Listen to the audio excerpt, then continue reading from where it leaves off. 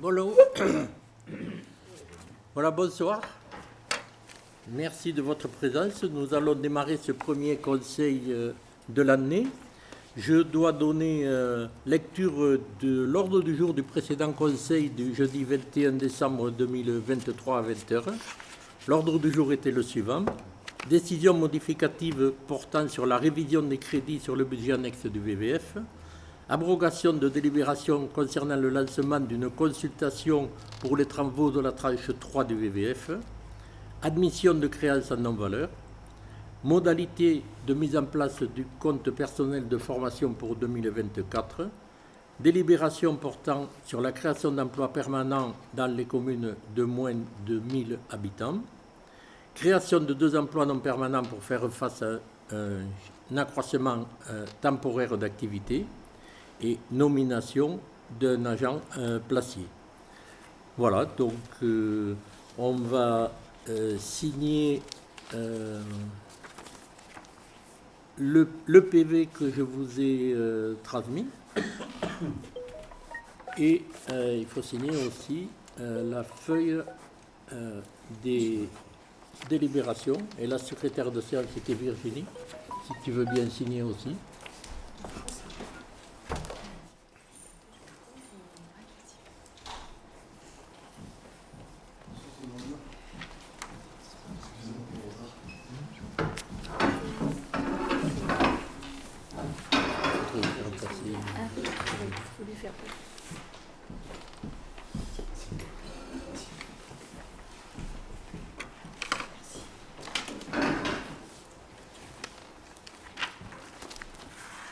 Merci.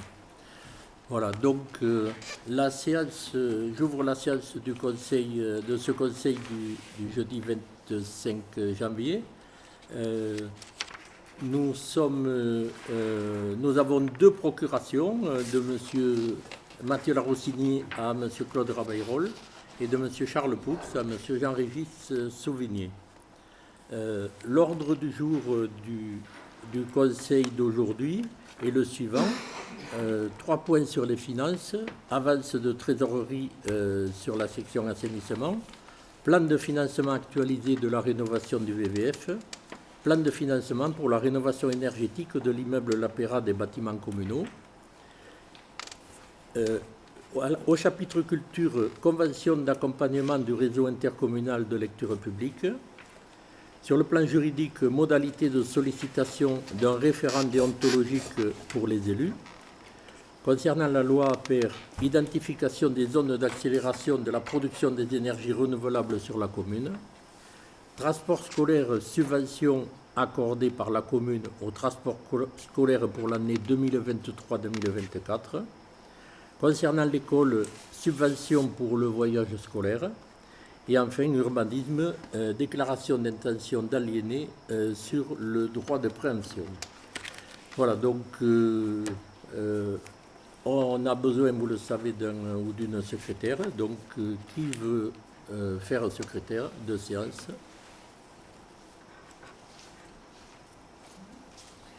Alors, je tiens juste à m'excuser parce que je vous ai communiqué la dernière fois un petit récapitulatif de combien chacune avait fait de secrétariat. Et je me suis trompée pour Suzanne. Donc voilà, excuse-moi Suzanne.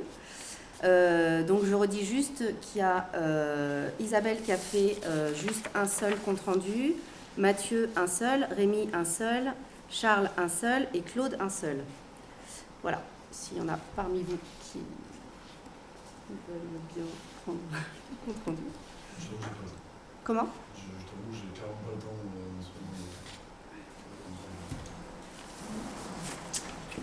de Que quelqu'un lève le doigt, il me faut quelqu'un. Sinon, on arrête la séance. On ne s'est pas déplacé pour rien. Mais exceptionnellement, je vais le faire.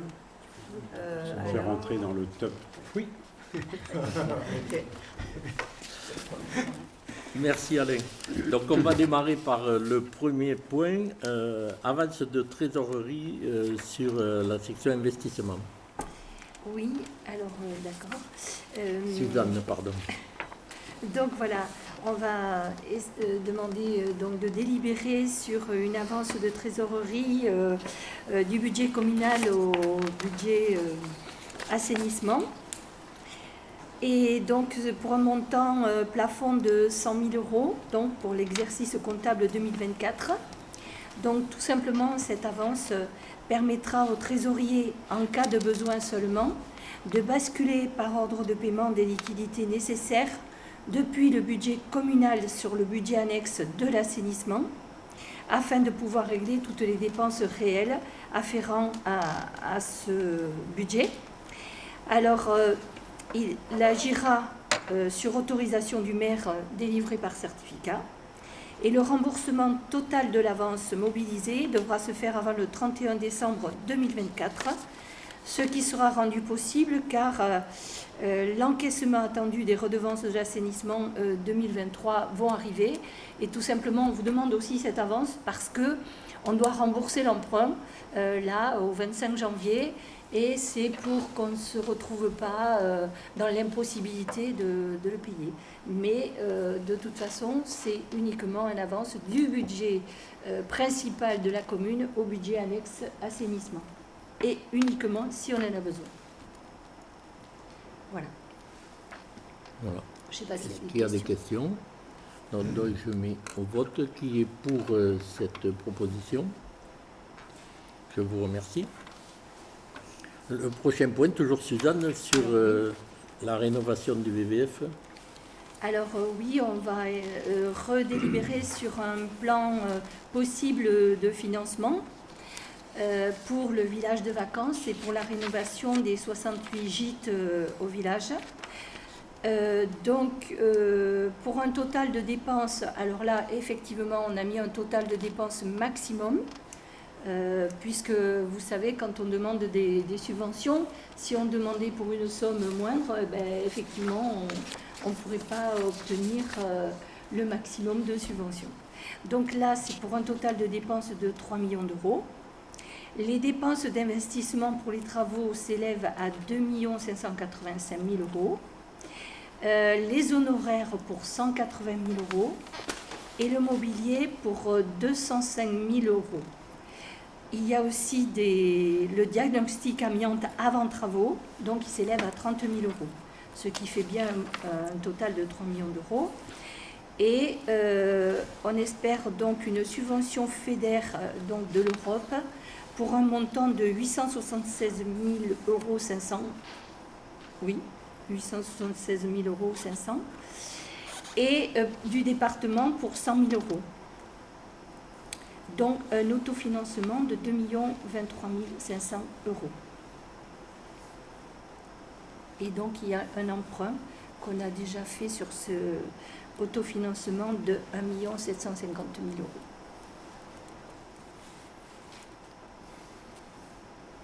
Voilà. Donc ce qui couvre effectivement les 3 millions d'euros, puisqu'on va peut-être faire une tranche ferme et une tranche conditionnelle. Optionnel. Voilà. Qui sera lié effectivement au montant de la subvention, que l'on espère bien sûr au maximum. Mais on aura la réponse. Bon, déjà, il faut qu'on dépose le dossier, mais on avait un avis favorable. Mais on aura la réponse qu'au mois de juin, pour savoir exactement le montant.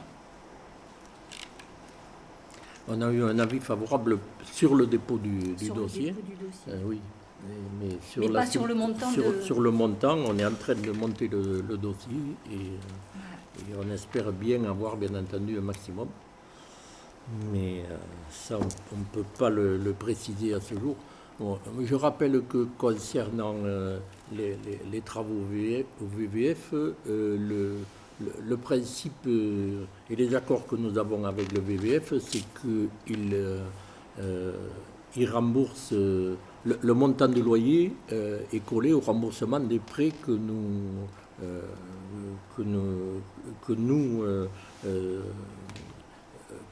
portons. Et bon, c'est clair que s'il n'y a pas la totalité de la subvention que nous demandons, on va aller négocier avec le VVF pour augmenter bien sûr leur mensualité de loyer ou leurs annualités puisqu'ils payent l'année.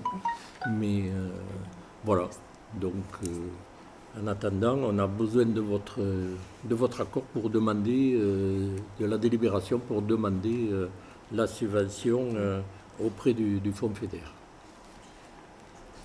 Voilà, s'il n'y a pas de questions, qui est pour? Je vous remercie. Le prochain point concerne le plan de financement pour la rénovation énergétique de l'immeuble l'Apéra des bâtiments communaux. On ne va pas en parler, on ne va pas délibérer aujourd'hui, on remet au mois prochain. Parce que nous avons fait une réunion des financeurs avec la région, le PETR, le département et l'État mardi après-midi. Et nous avons recalé, c'est compliqué pour arriver à savoir qui finance quoi et quels vont être les niveaux pour les uns et les autres. Et honnêtement, on n'est pas prêt aujourd'hui à vous présenter un plan de financement. Ce n'est pas la peine d'en faire un aujourd'hui et de le revoir le mois prochain. On a besoin d'un peu plus de temps. On pensait, quand j'ai fait l'ordre du jour du Conseil et quand je l'ai envoyé dans les délais réglementaires, on pensait pouvoir affiner comme il faut ce plan de financement. On n'est pas prêt aujourd'hui, donc on ne va pas aborder ce sujet. Et je vous prie de m'en excuser, mais on ne peut pas faire autrement. Voilà. Le prochain point, Alain va nous parler de la lecture publique. Oui, je vais faire une belle lecture. Engagé depuis 2019 dans le dispositif du contrat territoire lecture conventionné avec la DRAC Occitanie, Ouest Aveyron Communauté a fait de l'accès aux livres et à la lecture une priorité en matière culturelle.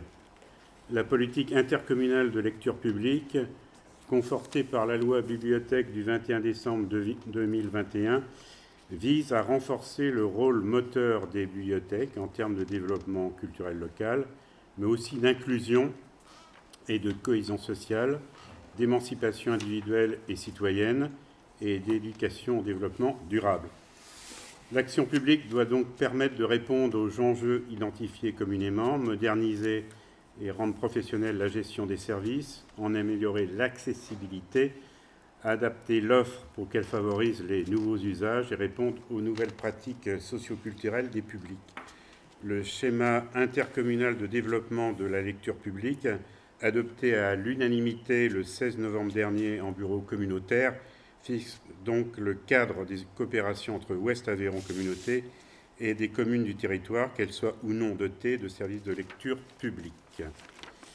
S'appuyant sur les bilans des actions menées dans le cadre CT1, contrat territoire livre, et le 2 qui est en cours, ainsi que sur les préconisations professionnelles et les normes de l'État, ce schéma permet de définir l'accompagnement apporté par Ouest Aveyron Communauté aux communes en matière de lecture publique, de formaliser la gouvernance et la structuration du réseau intercommunal en faveur d'une organisation sociale et solidaire, responsable et durable. Pour ce faire, plusieurs documents cadres ont été adoptés, la charte du réseau intercommunal de lecture publique, les conventions de partenariat entre Ouest Aveyron Communauté et les communes du territoire. Les communes signataires doivent préalablement avoir adhéré à la charte du réseau. La convention de bénévolat, convention d'engagement réciproque entre Ouest Aveyron Communauté et les bénévoles du réseau intercommunal de lecture publique. L'implication des bénévoles est indispensable au bon fonctionnement de nombreux services de lecture publique sur le territoire, notamment à Najac. Et afin de procéder à la signature des différents documents dans le courant du premier semestre 2024, et signature des conditions de bénévolat au second trimestre, il est demandé aux communes d'en prendre acte et de délibérer dans ce sens. Le schéma de gouvernance inclusive adopté en bureau communautaire prévoit également la participation de représentants des communes au sein des différentes instances de pilotage mises en place, comité de pilotage restreint et élargi, comité technique. Il est donc également demandé aux communes de nommer 2 référents, un élu et un référent technique pour les projets de lecture publique.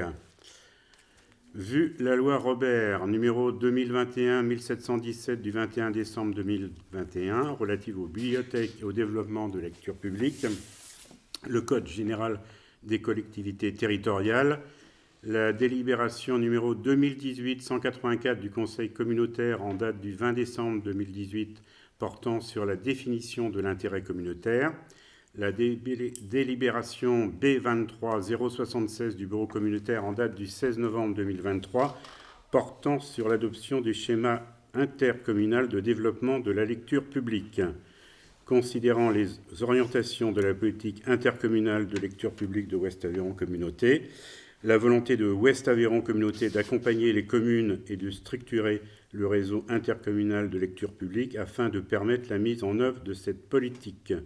Je vous propose donc d'adhérer à la charte du réseau intercommunal de lecture publique, de s'engager dans la convention de partenariat et d'objectifs, de nommer un élu qui sera Alain Andrieux, c'est-à-dire moi, une technicienne référente, ça sera Charlotte Roland qui est bibliothécaire de la bibliothèque de Najac pour les projets de lecture publique, et enfin de donner pouvoir au maire pour signer les documents cadres.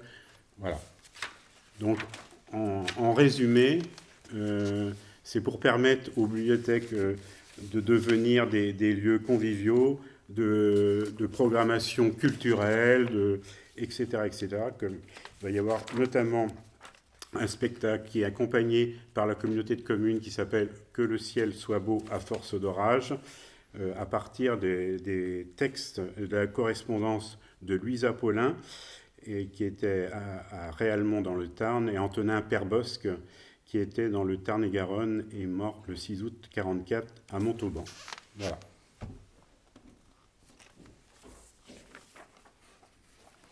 Est-ce qu'il y a des questions?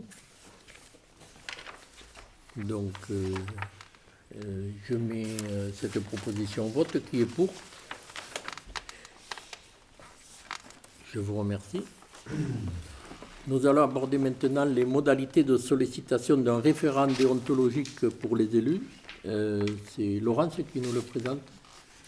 Oui, donc on doit, toutes les communes, en fait, depuis le décret numéro 2022-1520 du 6 décembre 2022, toutes les communes doivent désigner un référent déontologue pour les élus de chaque commune. Donc la mission de ces référents déontologues, en fait, c'est de veiller au respect de la charte des élus, et en tout cas il peut être saisi par tous les élus de la collectivité concernant des questionnements autour de cette charte de l'élu que nous avions adoptée lors de l'installation du conseil municipal en 2020. Donc Alain, qui va s'entraîner pour le contrat lecture publique, va faire un rappel de cette charte de l'élu sur laquelle on s'est engagé. Alors, l'élu local exerce ses fonctions avec impartialité, diligence, dignité, probité et intégrité. Dans l'exercice de son mandat, l'élu local poursuit le seul intérêt général à l'exclusion de tout intérêt qui lui soit personnel, directement ou indirectement, ou de tout autre intérêt particulier. L'élu local veille à prévenir ou à faire cesser immédiatement tout conflit d'intérêts. Lorsque ses intérêts personnels sont en cause dans les affaires soumises à l'organe délibérant dont il est membre, l'élu local s'engage à les faire connaître avant le débat et le vote. L'élu local s'engage à ne pas utiliser les ressources et les moyens mis à sa disposition pour l'exercice de son mandat ou de ses fonctions à d'autres fins. Dans l'exercice de ses fonctions, l'élu local s'abstient de prendre des mesures lui accordant un avantage personnel ou professionnel futur après la cessation de son mandat et de ses fonctions. L'élu local participe avec assiduité aux réunions de l'organe délibérant et des instances au sein desquelles il a été désigné. issu du suffrage universel, l'élu local est et reste responsable de ses actes pour la durée de son mandat devant l'ensemble des citoyens de la collectivité territoriale à qui il rend compte des actes et des décisions prises dans le cadre de ses fonctions. Bien. Et donc, merci Alain pour ce rappel. Et donc, on a l'obligation de désigner un déontologue donc il y a une liste qui a été proposée par l'Association des maires de France. Et donc, on a monsieur Pierre Gouzen qui est d'accord pour remplir cette mission au sein de notre collectivité. Et donc, que je vous propose de nommer en qualité de référent déontologue des élus jusqu'à la fin du mandat actuel, donc jusqu'en 2026. Et il s'agit aussi de définir les modalités donc, de rémunération. Donc le décret prévoit que cette indemnité peut s'établir au maximum à 80 € par dossier traité. Donc c'est ce que je vous propose d'adopter. Ainsi que des frais éventuels de transport ou d'hébergement qui peuvent être pris en charge dans les conditions applicables au personnel de la fonction publique territoriale. Voilà. Est-ce que cette personne va venir avant, se présenter ou bien Non, il habite, Non. il n'est pas sur le département. C'est vraiment si on a c'est nous besoin. qui La sollicitons saisine, si on a voilà, besoin. on sollicite D'accord. si on a une question. La saisine doit se faire par écrit, mais un mail, ça suffit en fait. Voilà.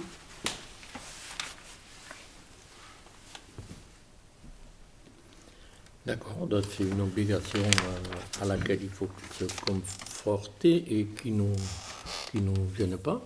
Il n'y a pas de souci, enfin, je pense. Donc je mets cette proposition au vote. Qui est pour? Très bien, je vous remercie. Le prochain point concerne l'identification des zones d'accélération de production des énergies renouvelables sur la commune. La loi APER pour accélération de la production des énergies renouvelables a été promulguée en mars 2023, le 10 mars, il n'y a pas longtemps, et elle fait de la planification territoriale des énergies renouvelables une priorité.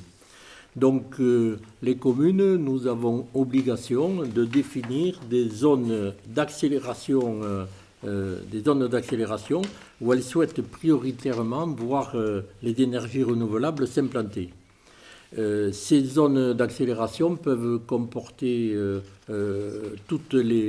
concernent tous les types d'énergies renouvelables, le solaire, le photovoltaïque, l'éolienne, le biogaz, la géothermie, etc.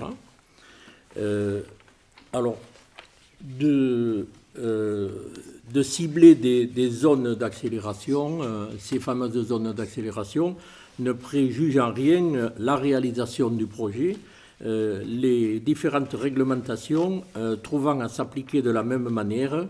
Donc, tout sera soumis de façon au droit de l'urbanisme, au droit à l'environnement, etc.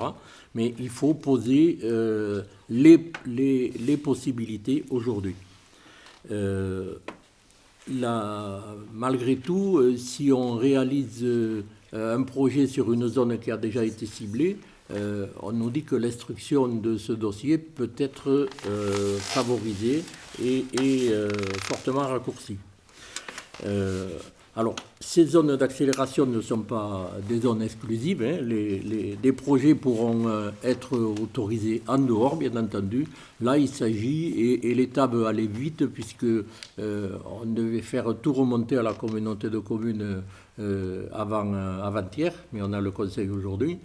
Et pour faire un point et un bilan au plan national de ce qu'il est possible.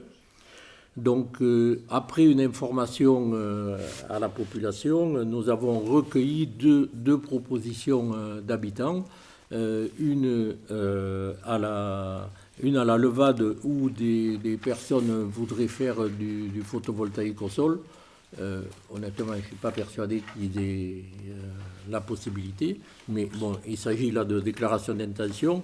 et une autre concernant des maraîchers à la rivière pour faire une serre photovoltaïque. Et ces demandes s'ajoutent à celles que nous ciblons, nous, au niveau commune.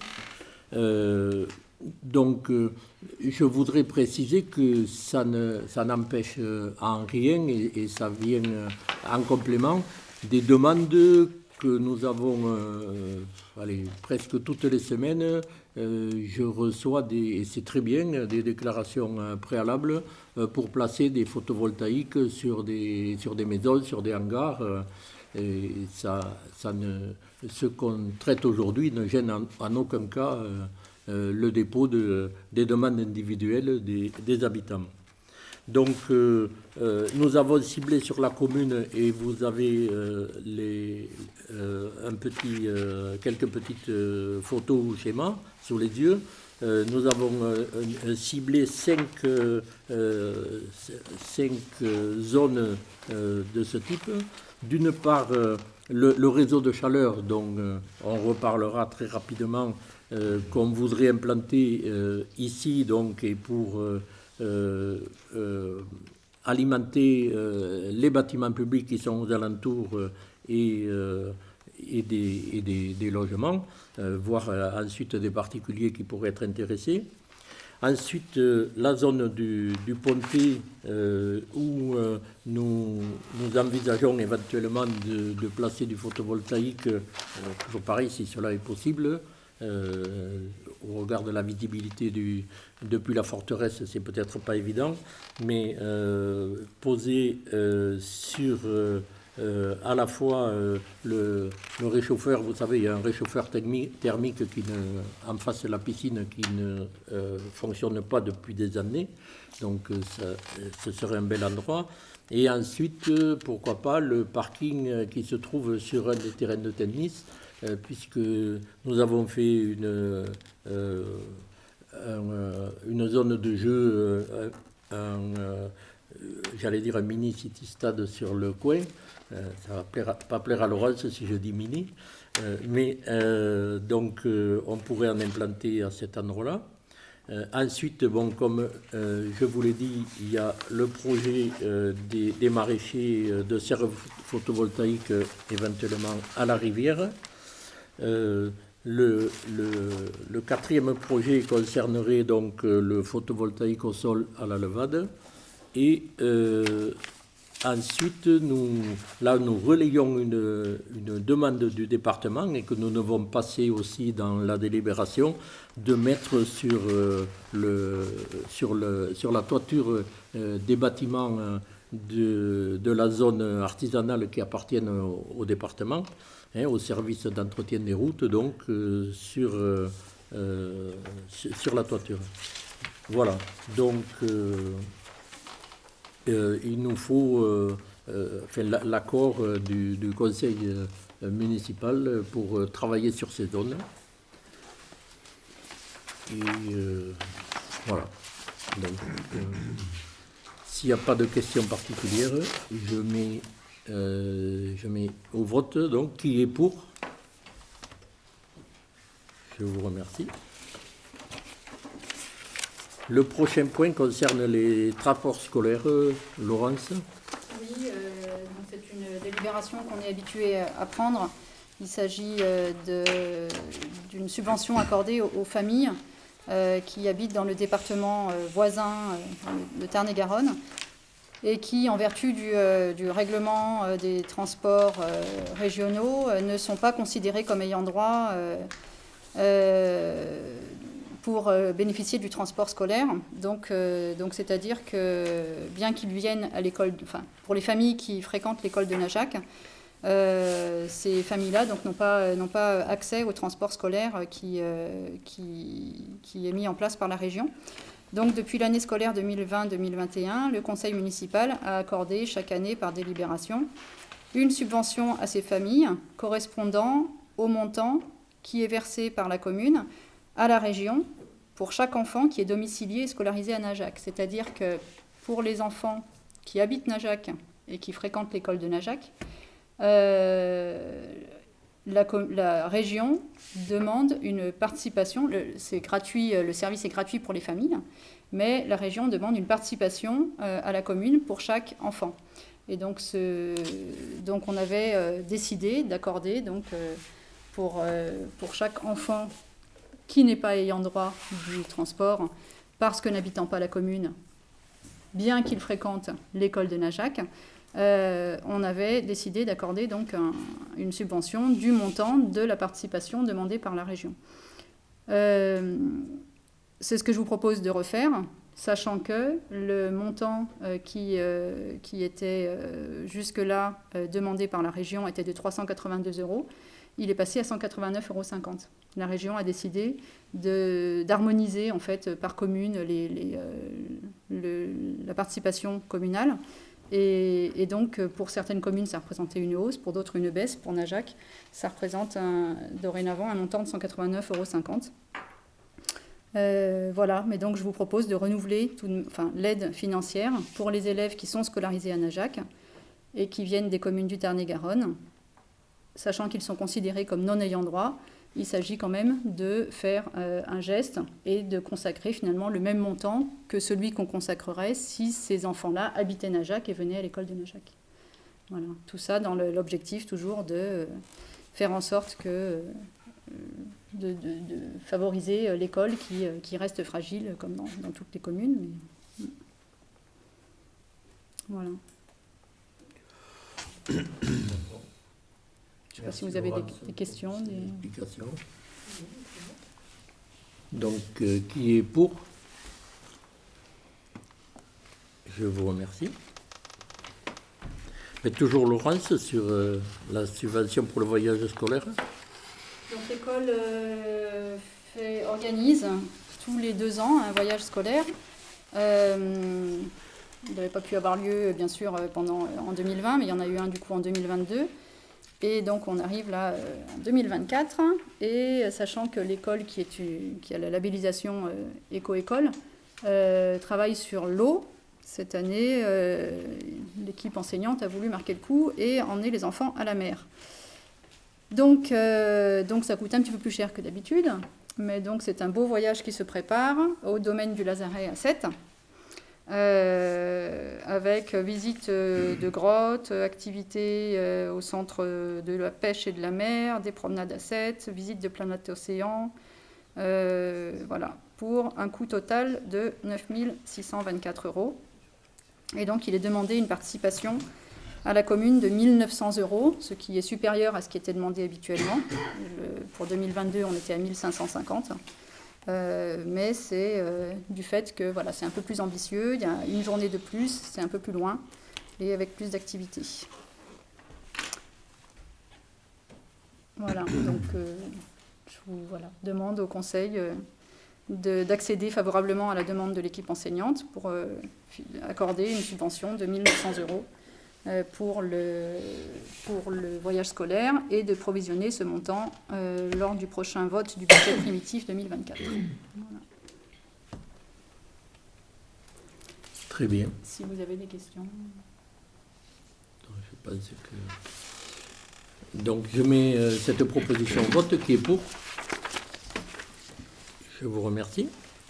Nous arrivons au dernier point, sont les déclarations d'intention de aliéner sur le droit de préemption urbain. Donc, nous avons 4 demandes. Je vous propose de les passer une après l'autre. La première est la vente de terrain au lieu dit La Conti. Alors, ne me demandez pas pourquoi. On va cibler La Conti et la Kerbe. Je ne sais pas pourquoi. Ça ne fait pas partie du périmètre urbain, mais c'est soumis au droit de préemption. Je ne sais pas vous dire pourquoi. Les normes d'urbanisme sont ainsi. Donc là, il s'agit de terrains agricoles sur les parcelles OP 511, 512 et 513. Qui sont vendus par mesdames Gir, Georgina et Carolina au profit de M. Pem Marcel et pour un montant de 275 000 €. Voilà, je vous propose on n'a pas vocation à acheter des terres, on a assez On a assez de terrain et de parcelles communales. Donc moi je vous propose de ne pas préempter. Donc qui est pour ne pas préempter ces terrains? Je vous remercie. Le prochain est donc effectivement à la Kerbe. Il s'agit d'anciens corps de ferme, granges, maisonnettes, de hangars plus terrain. La vente est proposée par M. Deltey Jean et au profit de M. Gognon Didier. Et sur la parcelle OP 155, et pour un montant de 180 000 €. Et pour les mêmes raisons, je vous propose de ne pas préempter. Qui est pour ne pas préempter? Je vous remercie. La prochaine vente concerne là une maison d'habitation au 38 avenue de la Gare, et avec un petit terrain de l'autre côté de la route, les parcelles section AE 600 et 1097. La vendeuse est Madame Ferriot Sandrine au profit de Monsieur Cabane Kevin et pour un montant de 83 000 €. Voilà, donc je vous propose également de ne pas préempter. Donc qui est pour ne pas préempter? Je vous remercie. Le dernier point concerne la vente de l'immeuble avec habitation et le magasin de l'épicerie du coin. C'est une DIA qui nous est parvenue hier en fin de matinée. La vente donc concerne au 33 place du Faubourg les parcelles AE 315, 874 et 875. Les vendeurs sont M. et Mme Lemouzy, Laurent et Marie-Agnès, et au profit de M. Gomez Fabien et Mme Poirier-Suzy. Alors, vous savez, la question de l'épicerie, c'est une question cruciale pour le village, tant une épicerie est nécessaire et indispensable. Vous le savez, on en a souvent parlé, on a beaucoup réfléchi sur le sujet, on a créé un groupe de travail, on a fait un questionnaire auprès des habitants, on a étudié toute une série d'hypothèses, y compris celle de réaliser une épicerie coopérative. Je rappelle que nous avions décidé de soumettre cet achat à l'EPF, à l'établissement public foncier, pour faire un peu la même opération que nous avons fait au 1 rue du Bourguet, là où est le chocolatier actuellement. Ça traîne beaucoup. Moi, j'ai eu les responsables de l'EPF la semaine dernière qui sont toujours en attente, ça fait des mois et des mois, d'une estimation de l'immeuble et des deux commerces par les services des domaines. Et le dossier traîne en longueur malgré nos multiples relances. C'est désolant, mais malgré nos relances, on ne peut pas faire accélérer. Aujourd'hui, nous avons un couple de professionnels de la vente et de la restauration qui sont prêts à investir, à faire vivre ce commerce à l'année. Nous les avons rencontrés et s'ils ont l'accord de prêt, nous sommes persuadés que ce sont les personnes qu'il faut pour faire revivre ce commerce.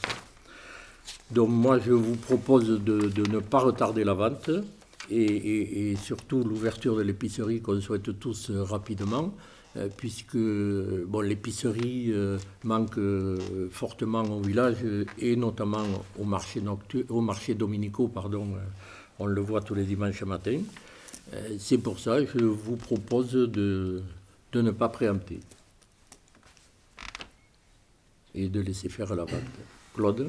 On va parler au nom de Mathieu qui n'a pas pu venir ce soir, parce qu'il s'excuse. C'est vrai que le monde agricole a fait quelques manifestations, donc ça lui prolonge un petit peu le chemin. Donc c'est pour ça qu'il n'a pas pu venir. En plus, le jeudi, il travaille aussi, donc c'est pas facile pour lui de venir au conseil, même s'il avait envie de venir. Et c'est vrai que sur ces épiceries, il y avait eu un projet qui avait été essayé de monter.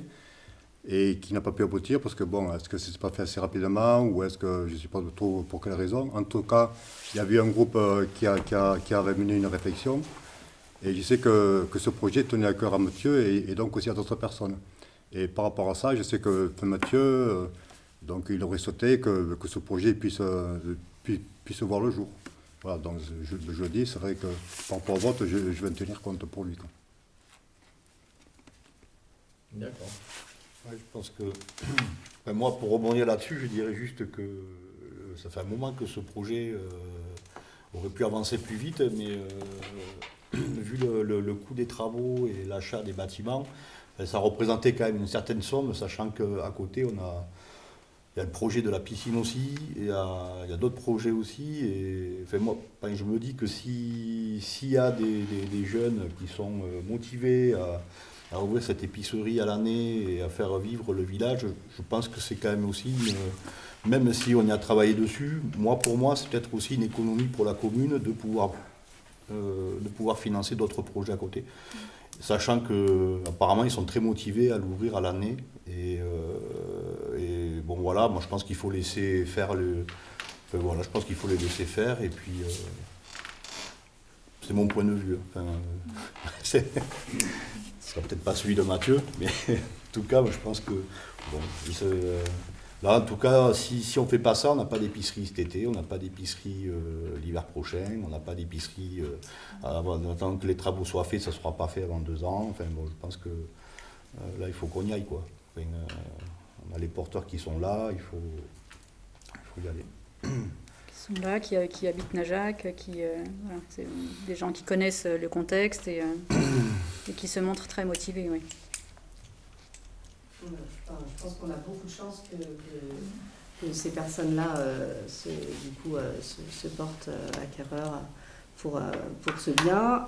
C'est vrai que ce projet, comme tu dis, c'était un projet qu'on a tous souhaité pendant de nombreuses années. On a beaucoup travaillé dessus. On avait en effet très envie qu'on puisse reprendre cette épicerie. Il y avait plein de possibilités pour la reprendre, mais c'est vrai qu'après, les montants, ce qu'a rappelé Gilbert tout à l'heure par rapport au fait de savoir comment est-ce qu'on allait faire pour pouvoir l'acheter, les domaines mettent un temps considérable à chaque fois à répondre aux diverses sollicitations qu'a pu faire Gilbert. Là c'est vrai que c'est juste un petit peu inespéré en fait. On ne pouvait pas imaginer mieux que cette vente ait lieu avec des repreneurs, des repreneuses vraiment bien, dans le sens où, moi je suis persuadée que du coup, le fait, on en parle très souvent, mais le fait que l'épicerie soit ouverte toute l'année, quand Marie-Agnès l'ouvrait toute l'année, c'est vrai que c'était un moment où, le village vivait vraiment, vraiment, quoi. Et le midi, tous les dimanches, c'est exactement la même chose. C'est comme ça aussi que ça fait vraiment... Alors, ok, il n'y avait pas de marché avant, mais que le marché a pu se développer vraiment. Les gens qui ne trouvaient pas tout ce qu'il y avait sur le marché allaient à l'épicerie pour faire le petit complément, tout ça. Donc c'est sûr que là, en ce moment, on dit que le marché, c'est un petit peu compliqué, mais on est dans la période la plus difficile. C'est normal, c'est l'hiver, il n'y a pas beaucoup de choses à vendre, tout ça. Donc ça c'est le moment le plus dur, il fait froid et tout. Mais je suis sûre qu'à partir du moment où l'épicerie sera de nouveau ouverte, du coup les gens vont venir d'autant plus. Et voilà, c'est une super bonne chose pour notre village. Voilà. Oui, juste pour en rajouter un peu, le projet de reprise de l'épicerie en joignant les 2 magasins éventuellement, il me paraissait très hypothétique, plein d'incertitudes. On ne savait pas comment le financer, on n'avait pas de personne, on n'avait personne en face de nous pour le gérer. Ça, c'est aussi un élément extrêmement important. Là, on a une chance je souhaite vraiment que ça aboutisse. On a la chance d'avoir des professionnels qui viennent, et je pense que la gestion d'un commerce, et Rémi, tu le sais bien, doit être l'affaire de professionnels. On a des professionnels qui viennent, qui connaissent, qui ont envie d'investir. Donc une fois qu'ils auront investi, eh ben, je suis sûr qu'ils vont s'investir pour faire tourner ce commerce. C'est une grande chance. Et ça, si ça aboutit, vraiment on ne peut que soutenir ce projet. Donc je me réjouis de les voir arriver, et je crois qu'après, une fois que ça sera installé, il faudra qu'on fasse tous l'effort d'aller sur ce commerce pour leur permettre de vivre. Surtout toi. Surtout moi, oui, exactement. S'ils vendent du Perrier, c'est bon.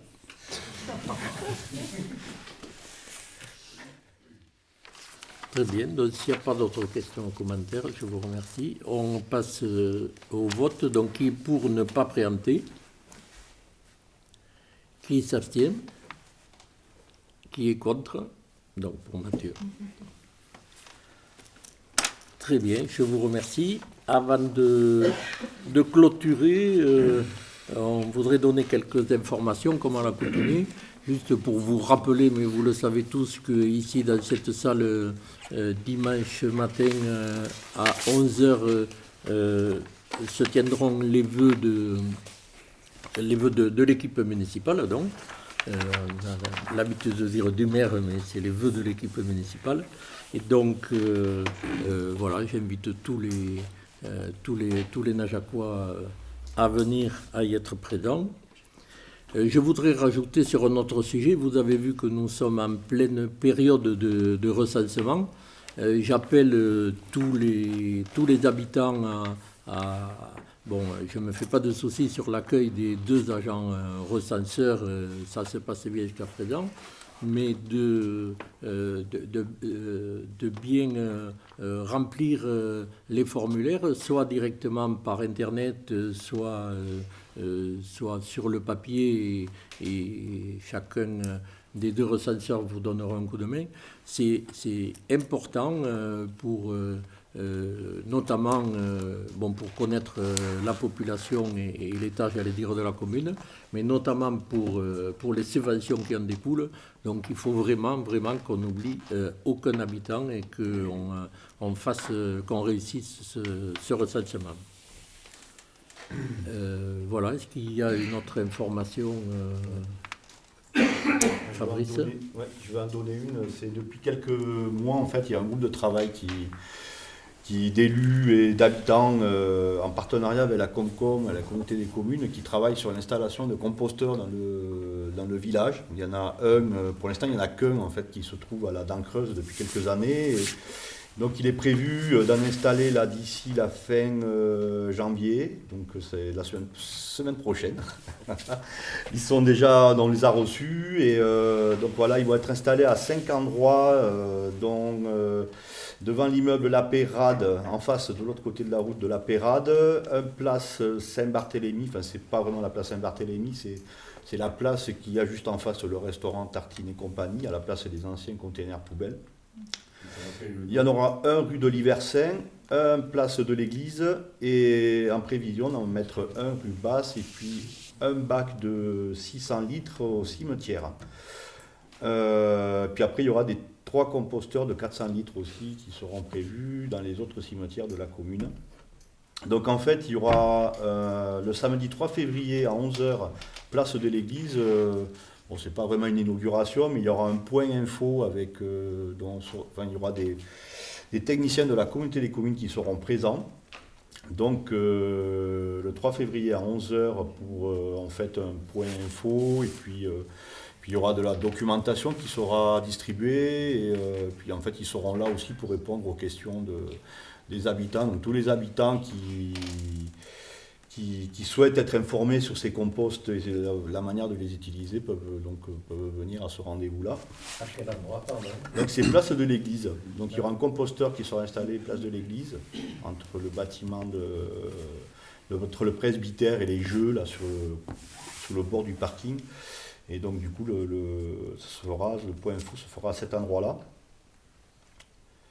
Donc voilà, sachant qu'il y a pour chaque point de composteur, il y a des référents de quartier aussi à chaque composteur qui se sont déjà désignés, et donc voilà, ce sera l'occasion d'échanger avec eux aussi.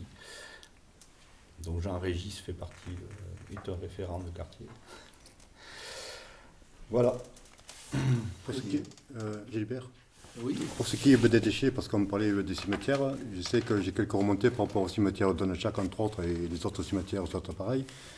Ils auraient souhaité qu'il y ait un conteneur pour ce qu'ils puissent mettre tout ce qui est déchets en termes de fleurs et tout ce qui s'est grillé qu'on peut. C'est ce que j'ai... Oui, c'est prévu. C'est prévu. Il y aura un Ok, bac, très bien. il y aura un bac de 600 litres au cimetière Ok, très bien. de Najac. Si c'est pour ça, ouais. Ouais.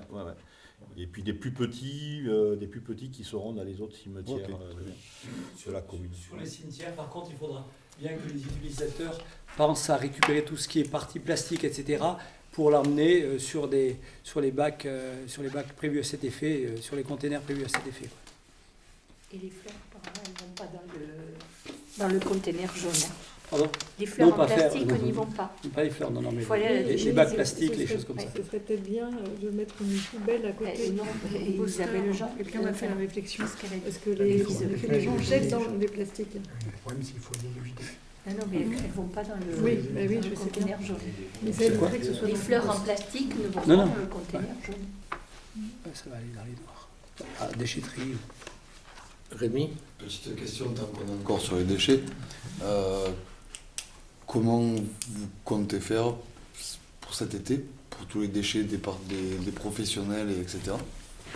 Mais on y travaille. Il y a eu justement une première réunion cette semaine-là. Mais pour l'instant, rien n'est arrêté. Et on reviendra vers vous dès que, honnêtement, on n'a pas assez d'informations pour aborder ce sujet. C'est pas qu'on veut le cacher votre. La taille des sacs, si vous voulez. En parce tout que cas, c'est on a pas- bien insisté sur le fait que nous, on avait besoin d'anticiper la prochaine saison et que... Non, bien sûr, bien sûr. Du coup, on aura des infos. Tout ce qui est professionnel aujourd'hui se fait en 100 ou 150 litres. Donc c'est vrai que c'est savoir qu'est-ce qu'il faut qu'on s'adapte, quoi. Enfin, s'il y a à s'adapter, parce que bon, c'est... Mais pour l'instant, on ne le sait pas. Malheureusement, il faut aller vite parce que la saison va vite démarrer. Donc, Après, n'hésite pas à contacter aussi le service de la Comcom, voir Élise Jean. Il y a un service, je pense que tu peux trouver le numéro sur le site, et il y a un service.